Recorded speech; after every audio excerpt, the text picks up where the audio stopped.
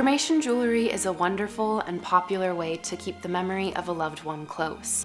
It is also a great way to share a bit of a loved one's ashes with other family members. Although many families choose to have a funeral home put the ashes inside the jewelry, many others want to do it themselves. To put the ash in the jewelry yourself is not a difficult process, but it does require some care.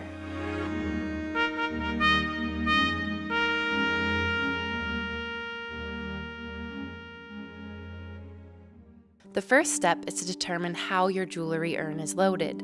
There are generally 3 types: the top-loaded jewelry urn with a twist-off cap, the bottom or side-loaded jewelry urn with a screw cap, the back-loaded jewelry urn with a screw cap.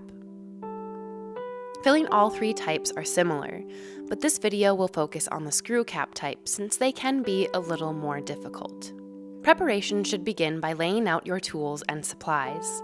Many of these items will come with the jewelry kit. Have ready a thin towel, a small sheet of clean paper, a toothpick, a small funnel, a small sieve, which is optional, liquid adhesive, a small flathead screwdriver, a small plastic spoon, clothespin. And of course, you will need a small amount of the cremation ashes in an easy-to-manage receptacle or plastic bag. To get started, take the thin towel and lay it down on ample workspace. The towel will ensure that all parts are visible and contained. Lay out the tools, supplies, and container with ashes onto the towel. Lay the paper down to collect any extra cremains as you go through the next steps.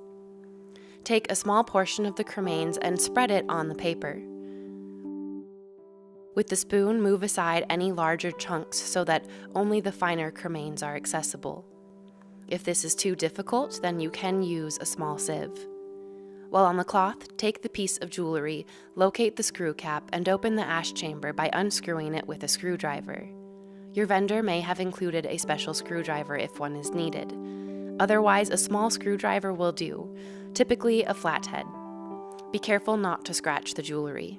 Using the plastic spoon, take a small amount of the finer cremains you set aside on the paper. Place the small funnel into the opening. If your jewelry does not lay flat, you can use a clothespin to set it up straight. Gently shake the ashes through the funnel. You can use the toothpick to help get the ashes through the funnel. Be sure not to fill the chamber to the top.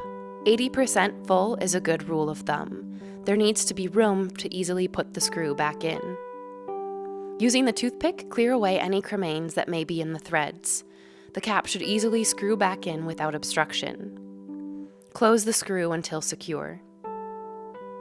If you wish to have the cap glued, use the liquid adhesive that came with the item.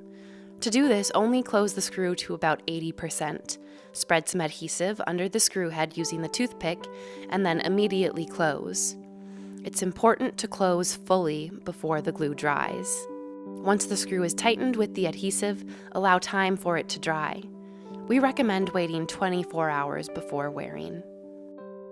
If you have a twist-off top pendant, you'll want to make sure you glue the twist-off cap into the correct position so that the pendant lays flat when worn.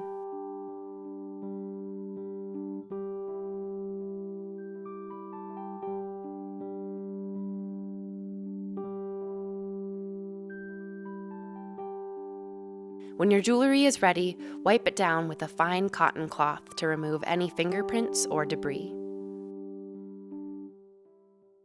Your urn pendant can give lasting comfort for many years with proper care. Periodically, check to make sure that the cap is not coming loose.